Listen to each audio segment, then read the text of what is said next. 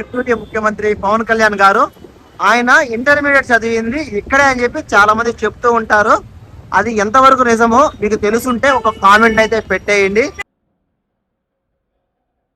నెల్లూరులో cycle ride చేస్తూ explore చేయాలంటే చాలా కష్టమేనండి. ట్రాఫిక్ బేభత్సంగా అయితే ఉంది. స్వామియే శరణం అయ్యప్ప. ఇది వేదాయపాలెంలోని అయ్యప్ప స్వామి టెంపుల్ అండి. నెల్లూరు జిల్లాలో కల్లా, ఇంకా చెప్పాలంటే చుట్టుపక్కల ఉన్న జిల్లాల్లో కల్లా అతి పెద్దదైన షాపింగ్ మాల్ అండి. ఇది MGB shopping mall, MGB felicity mall అని పిలుస్తారు. నెల్లూరులోని శ్రీ తల్పగిరి రంగనాథ స్వామి వారి యొక్క ఆలయము, నెల్లూరులో పెన్నా నది పైన నూతనంగా నిర్మించిన బ్యారేజ్ ఇదేను. ఇప్పుడు మీరు చూస్తున్న ఆలయం వచ్చేసరికి కామాక్షి దేవి యొక్క ఆలయము. నెల్లూరు ట్యాంక్ బండ్ అని చెప్పొచ్చు. మనకి హైదరాబాద్లో ట్యాంక్ బండ్ నక్లీస్ రోడ్ ఎలా అయితే ఉంటుందో ఈ ప్లేస్ అంతా కూడా అదే విధంగా లక్ష్మీ నరసింహస్వామి యొక్క ఆలయానికి అయితే వచ్చేసాము. ఇక్కడున్న స్వామిని వచ్చేసరికి వేదగిరి లక్ష్మీ నరసింహస్వామి అని పిలుస్తారు. ఇది నరసింహ కోన.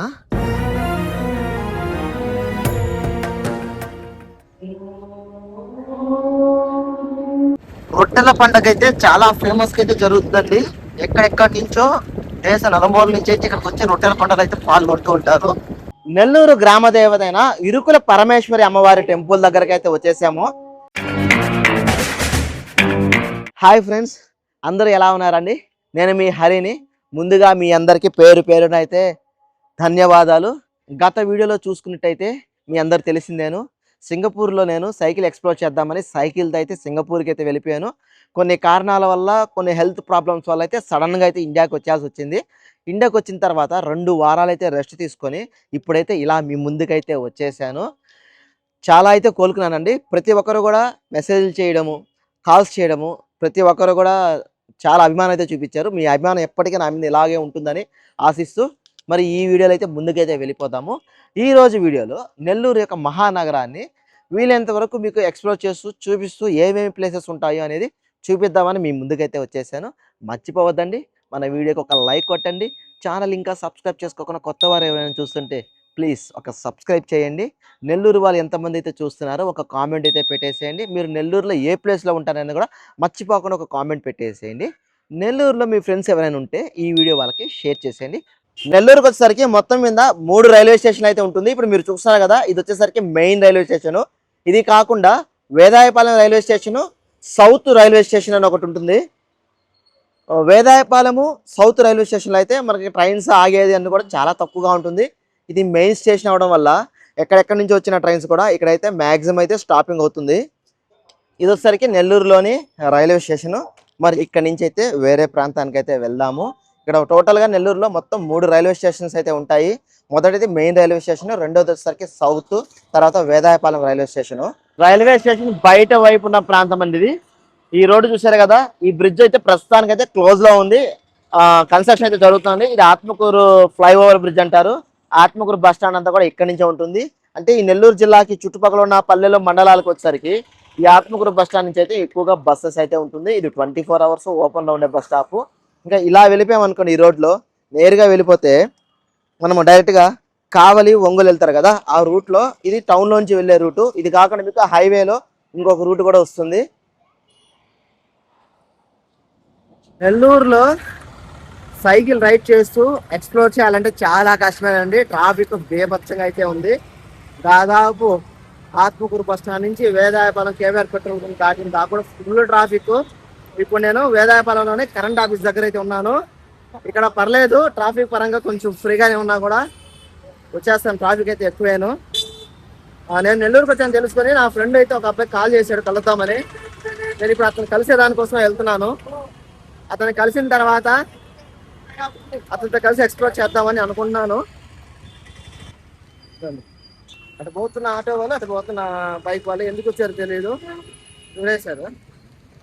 అందుకే సైకిల్ ఎక్కడైనా సేఫ్ ప్లేస్లో పెట్టేసి నెల్లూరు సిటీ అయితే ఎక్స్ప్లోర్ చేద్దాం అనుకున్నాను. ఇప్పుడు మీరు చూస్తారు కదా ప్లేసు, ఇదంతా కూడా నెల్లూరు వేదాయపాలెంలోనే కరెంట్ ఆఫీస్ ఏరియా. నెల్లూరులో ట్రాఫిక్ అయితే చాలా బీభత్సంగా ఎక్కువైన ట్రాఫిక్. సైకిల్లో నాకు ఆ రోడ్ల మీద అయితే ఒక హ్యాండ్తో పెట్టుకుని ఒక హ్యాండ్తో అయితే చేయలేకపోయాను. దారుణంగా ఉంది ట్రాఫిక్, చాలా ఎక్కువ ట్రాఫిక్. ఇంకా మా ఫ్రెండ్ నేను నెల్లూరుకి వచ్చాను తెలుసుకొని అయితే నాకు కాల్ చేశాడు కదా, మనోడు కలుద్దామని అయితే నేను ఎక్కడికైతే వచ్చాను. అబ్బాయిను ఏడుకొండలో ఇతనేను నా ఫ్రెండ్, పేరు వచ్చేసరికి ఏడుకొండలు. ఇంటర్మీడియట్ నుంచి ఫ్రెండ్ అండి. ఆల్మోస్ట్ మేము ఒక 7-8 ఏళ్ళ నుంచి 10 ఏళ్ళ నుంచి దాదాపు బాగా క్లోజ్ ఫ్రెండ్స్. నెల్లూరుకి వచ్చాము తెలుసుకొని నాకు కాల్ చేశాడు. నేను ఇట్లా ఉన్నాను, ఇట్లా రైడ్ చేస్తున్నానంటే, నెల్లూరులో అయితే నీకు ఆ ట్రాఫిక్లో సైకిల్ రైడ్ చాలా కష్టం రా, నువ్వు రా నేను తీసుకెళ్తా అని చెప్పి రమ్మన్నాడు. అయితే మనోనైతే కలిశాను. ఎప్పుడో చిన్నప్పుడు ఫ్రెండ్స్ కలిస్తే చాలా హ్యాపీగా ఆనందంగా ఉందండి. ఇంకా ఈ బైక్లో అయితే రైడ్ అయితే ఈరోజు నెల్లూరుని బైక్లు ఎక్స్ప్లోర్ అయితే చేద్దాం అనుకుంటున్నాను. మనోడే మొత్తం తీసుకెళ్తాడంట నెల్లూరులో ఏమేమి ఉన్నాయి, ఎక్కడెక్కడికి వెళ్ళాలని చెప్పి. ఏంది వీళ్ళు అసలు ఎక్కడ పోయినా అంతే, నా ట్రాఫిక్ వచ్చేస్తానే ఉన్నారు, రోడ్లో ఉన్న వచ్చేస్తారు, మూలతో వచ్చేస్తా ఉన్నారు. ఓకే, మనోడితో అయితే బయలుదేరేస్తాను. మొదటైతే ఇక్కడ దగ్గరగా నెల్లూరులో ఫేమస్ అయిన వేదాయపాలెం అయ్యప్ప స్వామి టెంపుల్. ఇప్పుడు అయ్యప్ప స్వామి టెంపుల్ దగ్గర నుంచి అయితే మన రైడ్ అయితే స్టార్ట్ చేసుకున్నాము. వేదాయపాలెంలోని అయ్యప్ప స్వామి గుడి దగ్గరకి అయితే వచ్చామండి. ఇది మెయిన్ సర్కిల్. ఇప్పుడు మీరు చూస్తారు కదా, ఇది అయ్యప్ప స్వామి గుడి సర్కిల్ అని పిలుస్తారు. వేదాయపాలెంలో ఉంటుంది. ఇక్కడ నుంచి నెల్లూరులోకి ఎంటర్ అవ్వాలన్నా కూడా ఇప్పుడు ఇక్కడ చూస్తారు కదా, ఈ రోడ్డు నెల్లూరు హైవే నుంచి టౌన్లోకి ఎంటర్ అవ్వాలంటే ఈ రోడ్లో నుంచి ఎంటర్ అవుతారు.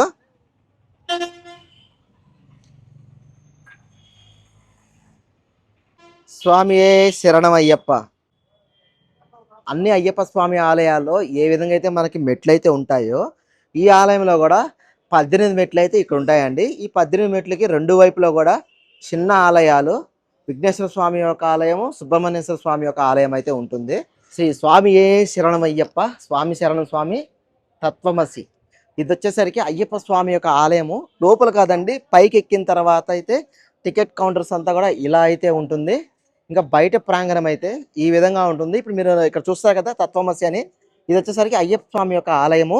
అయ్యప్ప స్వామి ఆలయానికి ఒక పక్క అయితే ఇటువంటి మండపం అయితే ఉంటుందండి. ఈ మండపంలో శ్రీ లక్ష్మీనారాయణ స్వామి వారి యొక్క ఆలయము, లక్ష్మీదేవి యొక్క అమ్మవారి యొక్క ఆలయము, ఆంజనేయ స్వామి యొక్క ఆలయం అయితే ఈ ప్రాంగణంలో అయితే ఉంటుంది. ఇప్పుడు మీరు ఇది చూస్తున్నారు కదండి, ఈ టెంపుల్ వచ్చేసరికి ఆంజనేయ స్వామి యొక్క టెంపుల్, వచ్చేసరికి మహాలక్ష్మి అమ్మవారి ఆలయము.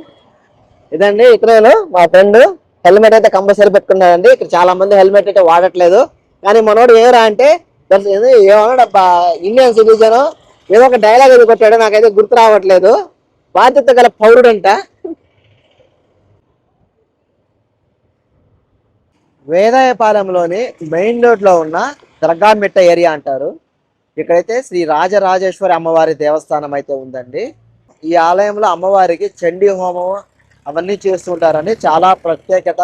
నవరాత్రులు అయితే చాలా అద్భుతంగా, ఎంతో ఘనంగా, వైభవంగా అయితే ఇక్కడ ఉత్సవాలు నిర్వహిస్తూ ఉంటారు. మనం వచ్చే సమయానికైతే ఆలయం అయితే మూసేస్తుందండి. అందువల్లే నేను బయట నుంచి అయితే చూపిస్తున్నాను. మీరు ఈ ఆలయానికి చేరుకోవాలనుకుంటే ఆర్టీసీ బస్ స్టాండ్ నుంచి అయితే నేరుగా ఆటోలు అయితే ఉంటాయి. లేదా మీరు బస్సు ఎట్లాంటి అవ్వాలన్నా కూడా ఇక్కడ టౌన్ సర్వీస్ అయితే అవైలబుల్గా ఉంటుంది. అయ్యప్ప స్వామి గుడి సెంటర్కి వెళ్ళే బస్సు ఏ బస్సు ఎక్కినా కూడా మీరు ఈ మెయిన్ రోడ్లోనే దింపేస్తారు. ఈ ఆలయానికి అయితే చేరుకోవచ్చు. నెల్లూరు జిల్లాలో కల్లా ఇంకా చెప్పాలంటే చుట్టుపక్కల ఉన్న జిల్లాల్లో కల్లా అతి పెద్దదైన షాపింగ్ మాల్ అండి. ఎంజేబీ ఫెలిసిటీ మాల్ అని పిలుస్తారు. ట్రంక్ రోడ్లో అయితే ఉంటుంది. ఇప్పుడు మీరు చూస్తారు కదా, ఇదంతా కూడా ఎంజీబీ యొక్క ఫెలిసిటీ మాల్.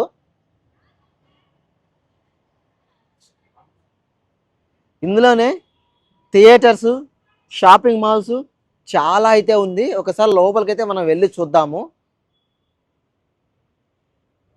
ఈ ఫెలిసిటీ మాల్ బయట వైపు అయితే చూడండి ఎంత అద్భుతంగా ఉందో. చిన్నపిల్లలు వచ్చినా కూడా చాలా యాక్టివిటీలు, స్పోర్ట్స్ యాక్టివిటీలు కానీ, బస్సెస్ కానీ, ట్రైన్ కార్స్ కానీ, ఇక్కడైతే చూడండి ఏకంగా రోబో ఉన్నట్టుగా ఎంత అద్భుతంగా ఉందో. ఇంకా ఎంట్రీ అయితే ఇలా ఉంది. లోపలికైతే వెళ్ళిపోదాము.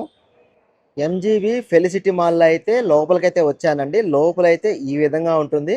ఇక్కడైతే కొత్త కొత్త యాక్టివిటీలు అన్నీ కూడా పెట్టినారు. ఏదో డోమ్ సినిమా అంట, 3Dలో ఉంటుందని చెప్తున్నారు. మూవీ థియేటర్స్ కూడా ఇక్కడ 3 థియేటర్స్ అయితే ఉన్నాయి.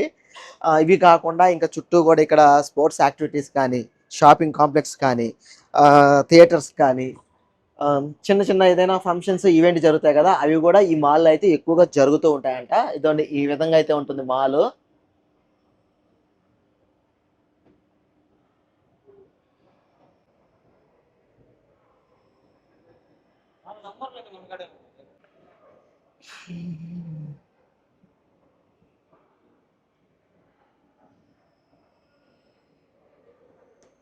ఫెలిసిటీ మాల్లో ఉన్న థియేటర్ అయితే ఇదేనండి. ఇందులో మొత్తం ఒక 3 థియేటర్లు అయితే ఉంటాయి. స్క్రీన్ 1, స్క్రీన్ 2, స్క్రీన్ 3 అని.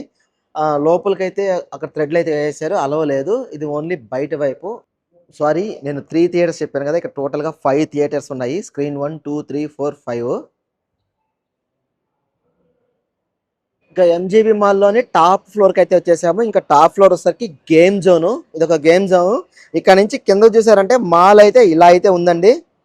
ఇది మనకు ఫెస్టివల్ టైంలో కానీ, సండే, సాటర్డే కానీ వచ్చారంటే ఫుల్ క్రౌడ్‌తో అయితే ఉంటుంది.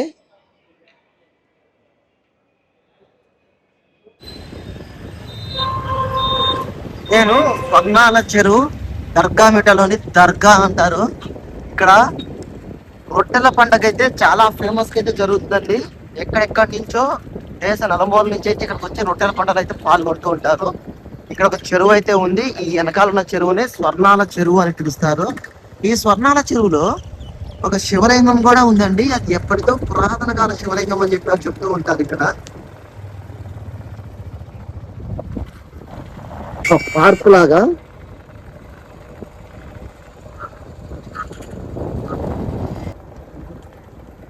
నెల్లూరులోని స్వర్ణాల చెరువు అంటే ఇదేనండి. ఇది ఒక one of the tourist spot నెల్లూరులో. ఇది వచ్చేసరికి నెల్లూరులోని పోలీసు ప్యారెడ్ గ్రౌండ్ బయట వైపు అండి. ఈ రోడ్ ఉంది కదా, ఈ రోడ్ డైకాస్ రోడ్ అని పిలుస్తారు. ఈ పక్కన ఉన్న కాలేజ్ ఉంది కదా, మొత్తం చుట్టుపక్కల ఉన్న జిల్లాల్లో కల ఒక ఫేమస్ అయిన DKW అని ఉమెన్స్ కాలేజ్. ఇదేను ఉమెన్స్ కాలేజ్. దీని ఎదురుగానే పోలీస్ ప్యారేడ్ గ్రౌండ్, దగ్గరలోనే SP ఆఫీస్ కూడా ఉంటుంది. ఈ సర్కిల్ ని KVR పెట్రోల్ బంక్ సర్కిల్ అని పిలుస్తారు. ఇది వన్ ఆఫ్ ది ఒక ల్యాండ్ మార్క్. ఇదే KVR పెట్రోల్ బంక్.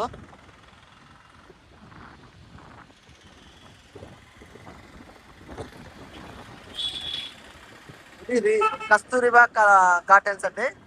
ఇది రీసెంట్ గా కట్టిన జీవీకే ఇంటర్నేషనల్ స్కూల్.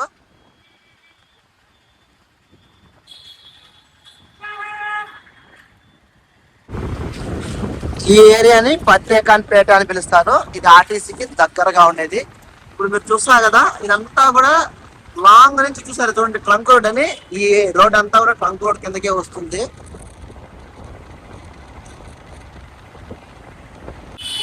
ఇది నెల్లూరులోని RTC బస్ స్టాండ్ యొక్క సెంటరు. మీరు చూస్తారు కదా, ఇది వచ్చేసరికి RTC బస్ స్టాండ్. ఇది చాలా పెద్ద బస్ స్టాండ్ అండి. నెల్లూరులో అయితే ఒక 2 బస్ స్టాండ్స్ అయితే ఉన్నాయి. ఇది పెద్ద బస్ స్టాండ్ RTC. ఇది కాకుండా ఆత్మకూరు బస్ స్టాండ్ కూడా ఉంటుంది. ఈ RTC బస్ స్టాండ్ ఎదురుగానే సర్వోదయ కాలేజ్ కూడా ఉంటుందండి. ఇది ఒక డిగ్రీ కాలేజు.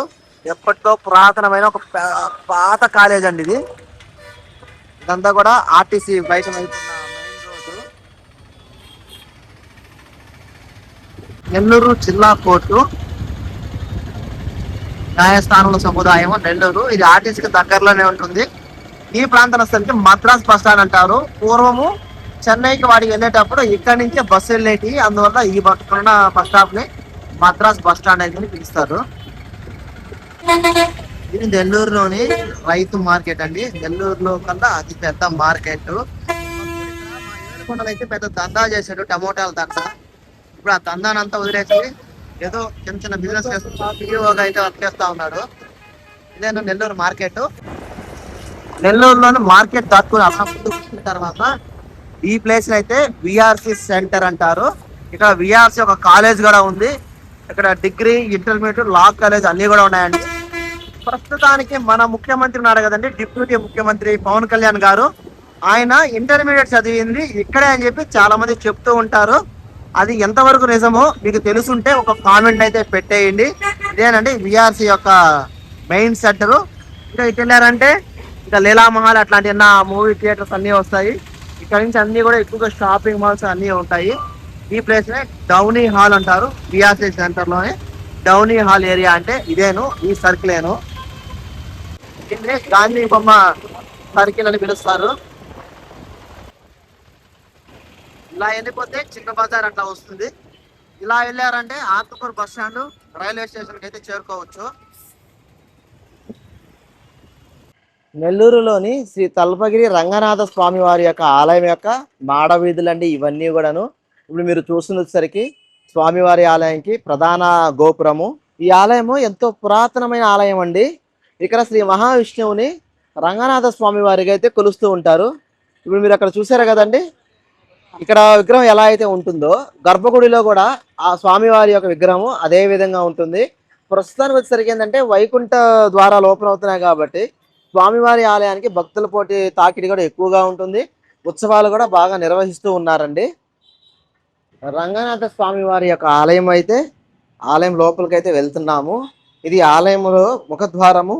ఎంట్రీ ఇలా అయితే ఉంటుందండి ఆలయం లోపల. ఈ ఆలయ చరిత్రకు వచ్చేసరికి ఇక్కడైతే ఒక కథ అయితే జరుగుతుందండి. పెన్నా నది ఈ ఆలయ గోపురం ఉంది కదా, గోపురాన్ని తాకిందంటే నెల్లూరు మొత్తం కూడా సముద్రపు మట్టపు లెవెల్కి సరిపోతుంది, సముద్రంలో కలిసిపోతుంది అని చెప్పి ఇక్కడ ఒక పుకార్ లాంటిది వాస్తవం కూడా చెప్తూ ఉంటారు. అది ఎంతవరకు నిజం అనేది మనకైతే తెలియదు. మీకు తెలుసుంటే ఒక కామెంట్లు అయితే పెట్టేసేయండి. ఇది ఆలయం లోపలైతే ఈ విధంగా ఉంటుందండి. ఎంతో అద్భుతంగా పురాతనమైన ఆలయము. శ్రీ రంగనాథ పరబ్రహ్మే నమః. శ్రీ తల్పగిరి రంగనాథ స్వామివారి దేవస్థానం నెల్లూరు. ఆలయం లోపలైతే ఈ విధంగా ఉందండి. ప్రస్తుతానికి ఏంటంటే ఇక్కడ స్వామివారి ఉత్తర ద్వారాలు, వైకుంఠ ఉత్తర ద్వారాలు ఓపెన్ అవుతున్నాయి కదా, ఆ పండుగ పర్వదినం కోసం ఆలయం అయితే ముస్తాబవుతూ ఉంది. ఈ ఆలయము 7వ శతాబ్దంలో పల్లవ రాజులు నిర్మించిన ఆలయము. ఫ్రంట్ వైపు చూసారంటే కొత్తగా నిర్మించిన గాలి గోపురం కాబట్టి మీకు అది కొత్తగా ఉన్నా కూడా ఇక్కడ చూసారంటే అప్పటి కాలం నిర్మించిన గాలి గోపురం ఇంకా అయితే ఉంది. ఆలయం వెనక భాగం అయితే ఇలా అయితే ఉంటుందండి. ఆలయంలోకి అయితే ఈ విధంగా అయితే ప్రవేశించాలి. ముందు వైపు అయితే ఇట్లా ధ్వజస్తంభం అవి ఉంటుందండి. ఈ ఆలయము పెన్నా నదికి ఒడ్డునే ఉంటుంది ఆనుకొని. ఇప్పుడు ఇదంతా ఆలయం యొక్క గోపురము వెనకాల వైపు చూపించాం కదండి, ఇది మెయిన్ ప్రధాన యొక్క గోపురాలు. అప్పటి పురాతన యొక్క గోపుర కట్టడం ఇంకా కూడా చెక్కు చెదరకుండా ఎంతో అద్భుతంగా చూస్తుంటే మీకు అర్థమైపోతుంది ఎంతో పురాతనమైన గోపురం అని చెప్పి.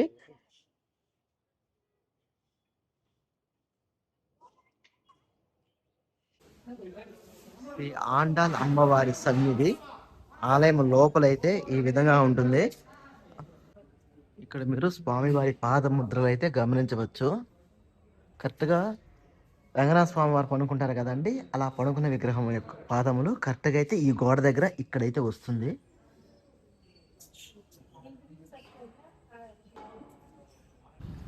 పెన్నా నది పైన శ్రీ రంగనాథ స్వామి ఆలయానికి దగ్గరగా సమీపంలో నిర్మించిన ఒక పెన్నా బ్యారేజ్ అండి ఇది.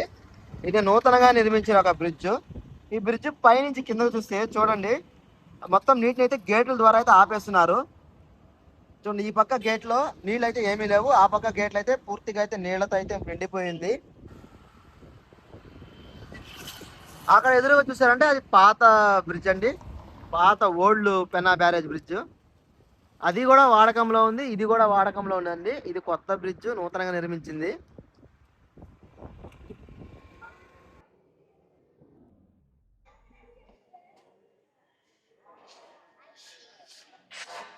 ఇప్పుడు మీరు చూస్తున్న ఆలయం వచ్చేసరికి కామాక్షి దేవి యొక్క ఆలయము. జొన్నవాడ అన్న గ్రామంలో, జొన్నవాడలో ఉంటుందండి. ఈ ఆలయంలో అమ్మవారిని కామాక్షి దేవి అని, శివుణ్ణి మల్లికార్జున స్వామి అని పిలుస్తారు. ఈ ఆలయము దాదాపు 1150 సంవత్సరం నిర్మించారని ఇక్కడ స్థల పురాణం చెబుతుంది. ఈ ఆలయం వచ్చేసరికి పెన్నా నది ఒడ్డునుంటుంది. ఈ ఆలయము సప్త ఋషులు యాగం చేసిన తర్వాత ఏర్పడిన జ్యోతి ద్వారా అయితే ఈ ఆలయం ఏర్పడిందని ఇక్కడ స్థల పురాణం కూడా చెబుతూ ఉంటుందండి. అమ్మవారు శక్తి రూపాలలో కల్లా ఈ అమ్మవారిని కామాక్షి దేవి అమ్మ రూపం అంటారు. శక్తి పీఠాలలో ఒక శక్తి పీఠంగా అయితే భావిస్తుంటారండి. మనకు నార్మల్గా శక్తి పీఠాలు అష్టాదశ శక్తి పీఠాలు అంటారు కదా, అవి కాకుండా మళ్ళీ మనం 51 శక్తి పీఠాలుగా విభజిస్తారు. ఆ 51 శక్తి పీఠాలలో ఈ అమ్మవారి ఆలయం కూడా ఒక శక్తి పీఠము, జొన్నవాడ కామాక్షిదేవి అమ్మవారి ఆలయము. ఇక్కడ సంతానం కోసము, అదృష్టం కోసం అయితే ఇక్కడైతే సరికి అమ్మవారిని పూజించి రాత్రి నిద్ర చేశారంటే అడిగిన కోరికలన్నీ కూడా నెరవేరుతాయని ఇక్కడ వారి నమ్మకం కూడాను. ఈ ఆలయంకు రావాలంటే నెల్లూరు నుంచి దాదాపు 14 కిలోమీటర్ల దూరంలో అయితే ఈ జొన్నవాడ క్షేత్రం అయితే ఉంటుంది. ఈ ఆలయం వచ్చేసరికి జొన్నవాడ కామాక్షి దేవి ఆలయం అని పిలుస్తారు. ఇక్కడ రాత్రి సమయాల్లో కూడా ఇక్కడ భక్తులైతే నిద్రిస్తూ ఉంటారండి. ఇప్పుడు మీరు చూస్తున్నారు కదా! ఇదంతా కూడా అమ్మవారి ఆలయము. చుట్టువైపుల ఉన్న ప్రాంగణము. ఇదంతా కూడా అమ్మవారి ఆలయము. ఇప్పుడు మీరు చూసేసరికి అమ్మవారి ఆలయము, ప్రధాన గోపురము ఇదంతా కూడా ఆలయం అండి. ఈ ఆలయము ప్రతిరోజు పొద్దున 5 నుంచి మధ్యాహ్నం 1 గంట దాకా అయితే ఉంటుంది. ఆ తర్వాత సాయంత్రం 5 నుంచి రాత్రి 9 గంటల దాకా అయితే దర్శనం అయితే కలుగుతూ ఉంటుందండి. ఈ ఆలయ ప్రాంగణంలో అయితే ద్వాదశ జ్యోతిర్లింగాల గురించి అయితే పర్టికులర్ అయిన ఒక శిలాఫలకం అయితే ఉంచారండి. భారతదేశంలో ఉన్న 12 జ్యోతిర్లింగాలన్నీ కూడా ఇక్కడ ఒకే శిల మీద అయితే చూడవచ్చు. ఇది ఒకటే కదండి, అష్టాదశ శక్తి పీఠాలు కూడా ఎక్కడెక్కడ ఏమున్నాయి, అక్కడ అమ్మవారిని ఏ పేరుతో పూజిస్తారనే దానికోసం కూడా ఇక్కడైతే అష్టాదశ శక్తి పీఠాలు కూడా ఒక పట్టికలో శిలారూపం అయితే ఇక్కడ శాసనం అయితే ఉంది. ఈ ఆలయం ముఖద్వారం అయితే ఇలా అయితే ఉంటుంది. ఈ ఆలయంలో అయితే ప్రతినిత్యము కూడా అన్నదానం అయితే జరుగుతూ ఉంటుంది. ఆలయంలోకి ప్రవేశించాలంటే భక్తులు ఇటువంటి సాంప్రదాయ దుస్తులతోనే భక్తులని అనుమతిస్తారు. బయట వైపు అయితే ఇలా అయితే ఉంటుందండి. జొన్నవాడకి అతి సమీపంలో నెల్లూరుకి వచ్చేసరికి ఒక 14 కిలోమీటర్ల దూరంలో ఉన్న ఒక నరసింహస్వామి యొక్క క్షేత్రానికి అయితే వెళ్తున్నాము. ఈ క్షేత్రాన్ని నరసింహ కోన క్షేత్రం అని పిలుస్తారు. ఇక్కడ కనబడుతున్న గుహలు, ఈ గుహల్లోనూ ఇప్పటికీ సజీవంగా అశ్వత్థాముడు ఉన్నారని ఇక్కడ ఉన్న వారి నమ్మకం కూడాను. ఈ కొండపైకి వెళ్ళేటప్పుడు చాలా సుందరంగా ఉంటుంది. వెళ్ళేటప్పుడు మలుపులుగా అయితే ఎన్నో టర్నింగ్లు వెళ్ళాలి. ప్రతి టర్నింగ్ దగ్గర ఆ మహావిష్ణువు యొక్క దశావతారాలు ఉన్నాయి కదండి, ఆ దశావతారాలు కూడా ప్రతి టర్నింగ్ దగ్గర ఒక్కొక్క అవతారంతో ఒక్కొక్క విగ్రహము చాలా చూడముచ్చటగా ఉంటుంది. మొదట చూసాం కదా మత్స్యావతారము, తర్వాత ఇక్కడ వచ్చేసరికి కూర్మ అవతారము, నరసింహస్వామి యొక్క అవతారము, వామన అవతారము, ఇక్కడ పరశురామ అవతారము, రామ అవతారము, దాని బలరాముని అవతారము, ఇక్కడ శ్రీకృష్ణుడి అవతారము, ఇక్కడైతే కలికి అవతారం యొక్క విగ్రహం అయితే ఉంటుందండి. ఇంకా ఇవన్నీ దాటుకొని నేరుగా వచ్చేసారంటే ఇంకా మీకు డైరెక్ట్గా వచ్చేసరికి స్వామివారి ఆలయము, శ్రీ లక్ష్మీ నరసింహస్వామి ఆలయం అండి. ఎంతో ఎత్తైన కొండపైన చూసేందుకు చాలా అద్భుతంగా సుందరంగా అయితే ఉంటుంది. ఇక్కడ స్వామివారు స్వయముగా వెలిశారు. సప్త ఋషులు యాగం మార్చిన తర్వాత యాగం నుంచి ఒక దివ్య కాంతి అయితే ఉద్భవించింది. ఆ ఉద్భవించిన కాంతిని వెంబడిస్తూ ఉన్నప్పుడు ఇక్కడ ఉన్న గుహల్లోకి వెళ్ళి ఆ కాంతి నరసింహస్వామిగా అయితే స్థిరపడిందని చెప్పి ఇక్కడ ఉన్న స్థల పురాణం కూడాను. గిరి ప్రదక్షిణ చేయాలనుకుంటే ఇక్కడ గిరి ప్రదక్షిణ కూడా ఉంటుందండి. ఈ మార్గము ఆలయం అయితే గోపురం అయితే ఇలా ఉంటుందండి. ఆలయం లోపలికి వెళ్ళి కొండ గృహలోకి వెళ్ళారంటే స్వామివారిని అయితే దర్శనం చేసుకోవచ్చు.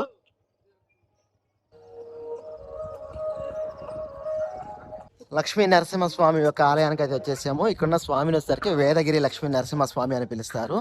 ఇది నరసింహకోన నెల్లూరు నగరానికి అయితే 14 కిలోమీటర్ల దూరంలో ఎత్తైన కొండ మీద అయితే ఉంటుంది. ఇక్కడ స్వామివారు యాగ ప్రతిఫలంగా ఏర్పడిన జ్యోతి ద్వారా, వెలుగు ద్వారా అయితే స్వయముగా వెలిశారు. ఎంతో మహిమాన్వితమైన లక్ష్మీ నరసింహస్వామి. నవ నారసింహ క్షేత్రాలలో ఈ క్షేత్రం కూడా ఒక క్షేత్రము.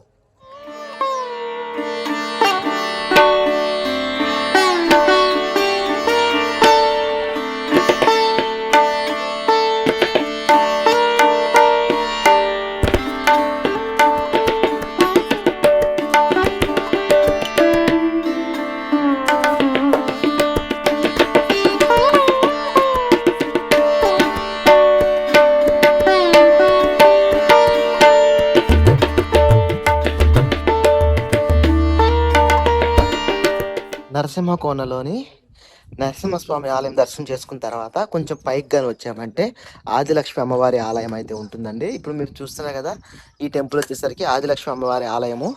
బ్యాక్ వైపు అయితే ఉన్నాము. ఇంకొకటి ఏంటంటే ఈ లక్ష్మీ నరసింహస్వామి కొండ పైన ఈ విధంగా పవర్ జనరేషన్కి పెద్ద ఫ్యాన్స్ కూడా ఉంటాయి. మీరు ఎవరైనా సరే నెల్లూరుకి వచ్చినప్పుడు ఈ నరసింహస్వామి కొండను అయితే దర్శనం చేసుకోవాలనుకుంటే చాలా అద్భుతంగా, చాలా బ్యూటిఫుల్గా ఉంటుందండి. కేవలం 14 కిలోమీటర్ దూరంలో అయితే ఉంటుంది. మునుముడి బస్ స్టాండ్ నుంచి అయితే మీకు డైరెక్ట్గా ఇక్కడ ఆటోస్ కూడా ఉంటుంది. ఇన్కేస్ మీకు ఎవరైనా ఓన్గా వెహికల్ కావాలనుకుంటే రూట్ మ్యాప్ పెట్టుకున్నారంటే మీకు డైరెక్ట్గా టెంపుల్ దాకా అయితే కరెక్ట్గా రోడ్ అయితే వస్తుంది.